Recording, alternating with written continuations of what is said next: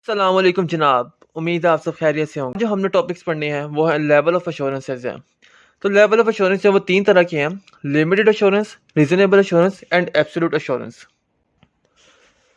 अब सबसे पहले है लिमिटेड एश्योरेंस। लिमिटेड एश्योरेंस के जो है दो और नाम भी हैं। पहला नाम जो है वो है मॉडरेट लेवल ऑफ एश्योरेंस और दूसरा नाम जो है वो नेगेटिव एश्योरेंस है। ठीक है।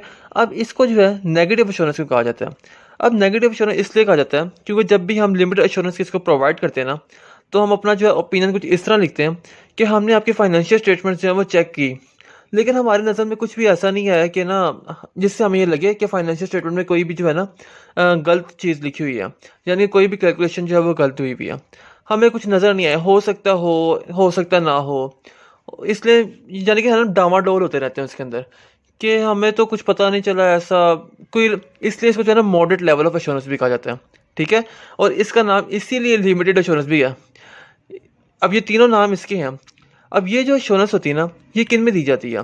ये जो फाइनेंशियल स्टेटमेंट्स की जो हिस्टोरिकल फाइनेंशियल स्टेटमेंट्स हैं उनके रिव्यू में दी जाती है, या फिर जो है आपने कोई कैश फ्लो का फोरकास्ट करना है, यानी कि आपने फ्यूचर के बारे में बताना है, तो उसके जो है रिव्यू में दी जाती है। अब रिव्यू और ऑडिट में बहुत ज़्यादा फ़र्क होता है। ठीक है। रिव्यू में जो होता है ना कुछ बहुत ज़्यादा काम जो है ना आपने जो परफॉर्म करने होते हैं रोल्स। ठीक है। लेकिन जो ऑडिट होता है उसमें आपने काफ़ी ज़्यादा प्रोसीजर जो परफॉर्म करने होते हैं। अब सेकंड वन जो है वो है रीजनेबल एश्योरेंस। रीजनेबल एश्योरेंस के भी दो नाम है, एक है हाई लेवल एश्योरेंस और दूसरा है पॉजिटिव एश्योरेंस। अब इसको जो है पॉजिटिव एश्योरेंस क्यों कहा जाता है? जब हम कोई भी फाइनेंशियल स्टेटमेंट चेक करते हैं ना, तो उसमें हम अपना ओपिनियन जो है ना कुछ इस तरह लिखते हैं कि हमने आपकी फाइनेंशियल स्टेटमेंट चेक की और हमने जो है ना फाइनेंशियल स्टेटमेंट जो है आपकी, वो कोई भी जो है ना कोई गलत चीज़ शो नहीं करी, कोई भी गलत कैलकुलेशन नहीं हुई, कोई भी कुछ नहीं हुआ हुआ, यानी कि किसी भी किस्म का कोई घपला नहीं है इसके अंदर। आपकी फाइनेंशियल स्टेटमेंट जो है बिल्कुल ठीक है। हम जो है ना उसको बहुत, यानी कि हम बहुत ज़्यादा श्योर करके आपको बता रहे होते हैं कि सब कुछ ठीक है। अब जो था ना लिमिटेड एश्योरेंस, उसमें हम एश्योरिटी इतनी कोई खास नहीं देख रहे होते, लेकिन इसमें जो हम एक खास तौर पे एश्योरिटी दे रहे होते हैं कि हाँ भाई ठीक है, जैसे 90% ठीक है, 95% ठीक है, इस तरह की एश्योरिटी दे रहे होते हैं। इसलिए जो है इसको रीजनेबल एश्योरेंस कहा जाता है, हाई लेवल एश्योरेंस कहा जाता है। अब जो रीजनेबल एश्योरेंस है ना, ये जो होती है 100% गारंटी नहीं होती, क्योंकि जो है ना ऑडिट की कुछ ना कुछ जो है ना लिमिटेशन जो है, इसलिए जो है हम एब्सोल्यूट एश्योरेंस जो है प्रोवाइड कर ही नहीं सकते। तो रीजनेबल एश्योरेंस भी ये होता है कि 95% आपकी ठीक होगी। अगर हमने जो है 100% कहा है ना, तो फिर भी आपके 95% ठीक होगी, 5% के फिर भी चांसेस होते हैं कि इसमें कुछ ना कुछ जो है ना वो गलती निकल आएगी। अब रीजनेबल एश्योरेंस की जो है दो एग्जांपल्स भी हैं। अब रीजनेबल एश्योरेंस जो है ना, ये हम ऑडिट की प्रोवाइड करते हैं, ये हम रिव्यू की प्रोवाइड नहीं करते। ऑडिट में जो है ना ज़्यादा प्रोसीजर्स परफॉर्म होते हैं, रिव्यू में जो प्रोसीजर्स हैं वो कम परफॉर्म होते हैं। तो ये जो इनमें फ़र्क है कि ऑडिट में जब ज़्यादा प्रोसीजर फॉर्म परफॉर्म होंगे, तो हमारी जो एश्योरिटी बढ़ जाएगी, क्योंकि हमने जो है ज़्यादा काम किया हुआ है एक चीज़ के ऊपर, एक चीज़ के ऊपर कम काम किया हुआ है, तो उसमें एश्योरिटी कम होगी। इनके नामों से और इनकी एग्जाम्पल से जो है ना बड़ा फ़र्क जो है वाज़ेह हो जाता है। अब जो थर्ड वन है वो है एब्सोल्यूट एश्योरेंस। अब एब्सोल्यूट एश्योरेंस क्या होती है? ये होती है 100% गारंटी कि भाई एक भी गलती नहीं है, कि एक गलती भी नहीं है भाई साहब, जो मर्जी हो जाए। लेकिन ऐसा होता नहीं है। आपको जो है ना कुछ लिमिटेशंस है ऑडिटर की भी। ऑडिटर भी आखिर इंसान है, गलती तो हो सकती है ना। तो लॉ ने भी कुछ ना कुछ आपको फ्री किया हुआ है कि भाई आपके, अगर आपने लॉ के अकॉर्डिंग सारा काम किया और फिर भी आपकी गलती रह गई है ना, तो उस पर आपको माफ़ी है। तो एब्सोल्यूट एश्योरेंस जो है प्रोवाइड नहीं की जा सकती। अब जो है ना एब्सोल्यूट एश्योरेंस जो है प्रोवाइड क्यों नहीं की जा सकती, इसके हम आगे जो है वजूहत पढ़ लेते हैं।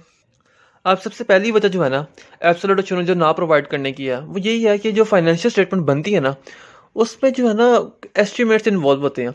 यानी कि बंदे ने कुछ अपने अंदाजे भी लगाए होते हैं, फिर ऑडिटर भी कुछ अंदाजे लगा रहा होता है, कुछ जजमेंट्स इसमें इन्वॉल्व होती हैं, जिसकी वजह से जो है ना आपका जो है ना आप एब्सोल्यूट एश्योरेंस प्रोवाइड नहीं कर सकते। अब दूसरी जो लिमिटेशन है वो क्या है? आप मैनेजमेंट से कुछ पूछे जा रहे हैं कि भाई इसमें ये किस तरह परफॉर्म किया आपने, ये क्या किया। अब मैनेजमेंट ने आपको बता दिया है वो सारा कुछ, लेकिन उसने झूठ बताया, और आपके पास जो है कोई आपके पास लीगल पावर भी नहीं है कि आप जो है उसको जो है ना आगे जो है सू कर सकें किसी जगह पे। तो ये जो है आपके लिए मसला खड़ा हो जाएगा, यानी कि आपकी जो है ना सही तरह एश्योरेंस आप प्रोवाइड नहीं कर सकेंगे, क्योंकि आपने तो इन्फॉर्मेशन की बेस पे करनी है ना। अब इन्फॉर्मेशन ही गलत होगी तो आप आगे क्या करेंगे? तो अगर आपने इन्फॉर्मेशन जो मिली थी उसके हिसाब से कर दी है, लेकिन वो फिर भी गलत है, तो आपके ऊपर वो जिम्मेदारी नहीं आएगी, क्योंकि आपने तो इन्फॉर्मेशन के लिहाज से ही करना था ना। इसमें जब मैनेजमेंट इन्वॉल्व होगी। इसी तरह जो फ्रॉड होते हैं वो भी ये कुछ होता है कि उसमें कम्प्लेक्स टेक्निक्स जो है वो इस्तेमाल हुई होती हैं, जिसकी वजह से जो है ना आपको कभी कभार फ्रॉड मिलता ही नहीं है कि इतना वो कम्प्लेक्स हुआ होता है।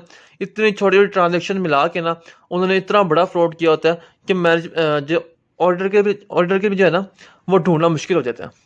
तो ये जो है ना ये मसले हैं जिसकी वजह से जो है ना आप एब्सोल्यूट एश्योरेंस प्रोवाइड नहीं कर सकते। अब जो तीसरा है वो है टाइम या कॉस्ट लिमिटेशन। अब ऑडिटर जो होता है ना उसके पास ना 2 से 3 महीने उनका एक लिमिटेड टाइम होता है। अब ये नहीं होता कि आपने सारी ज़िंदगी लगे रहना है और आपने जो है ना ऑडिट करते रहना 100% ट्रांजेक्शन चेक कर लिए, ये तो पॉसिबल ही नहीं है।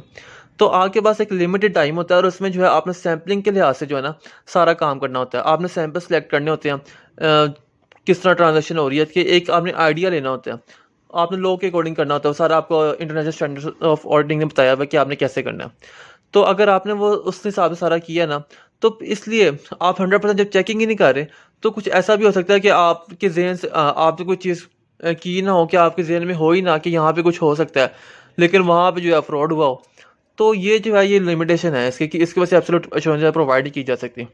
अब जो चौथा है वो ये है कि इसमें जो है ना ऑडिटर कई जगह पे जो है ना अपनी जजमेंट्स इन्वॉल्व कर देता है, और वो जजमेंट्स इन्वॉल्व करनी पड़ती हैं क्योंकि कई चीज़ें जो है ना आपको स्टैंडर्ड से भी नहीं बताई हुई कि उन्होंने कई चीज़ें कई ऐसे सिनेरियोज आ जाते हैं आपके ऑडिटिंग के दौरान कि वो आपके जो है ना स्टैंडर्ड्स में भी नहीं है, वो सिनेरियो है ही नहीं।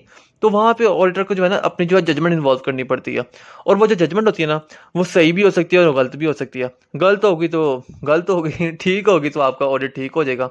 तो इसलिए भी जो है एब्सोल्यूट एश्योरेंस प्रोवाइड नहीं की जा सकती।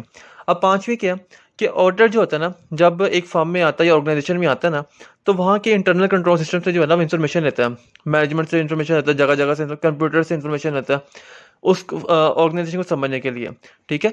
अब अगर वो इंटरनल कंट्रोल सिस्टम ही वीक होगा, उसमें ये सारी इन्फॉर्मेशन होगी नहीं, तो वो कैसे जो है आपको जो है अश्योरिटी दे सकता है कि मैं आपको जो है 100% जो प्रोवाइड कर दूंगा। तो ये भी जो है ना एक लिमिटेशन है इसकी। अब जो आखिरी है वो ये है कि कभी कभार ऐसा होता है कि मैनेजमेंट के पास जो होता है ना टाइम नहीं होता कि वो जो है ऑडिटर के सामने जो है जाके जो है ना जवाब दें। कभी कभार ऐसा होता है कि ऑडिटर के पास टाइम नहीं होता कि वो मैनेजमेंट से जो है जवाब ले। कभी कभार ऑडिटर जो है वो रात तक भी लगा रहा होता है, यानी कि वो ऑडिट कर रहा होता है वहाँ पे, लेकिन मैनेजमेंट जो है उस वक्त जो है वो काम नहीं कर रही होती, मैनेजमेंट सुबह के वक्त होती है। तो ये जो है ना कुछ भी सिनेरियो हो सकता है जिसकी वजह से जो है ना जब मैनेजमेंट है वो ऑडिटर के सामने जो है सारे जवाब नहीं दे पाती है और सारी इन्फॉर्मेशन प्रोवाइड नहीं कर पाती। तो ये सब इन सब की वजह से जो है ना आप एब्सोल्यूट जो है प्रोवाइड नहीं कर सकते। आज के लिए इतना ही, अपना बहुत बहुत ख्याल रखिएगा। ओके जी, अल्लाह हाफिज़।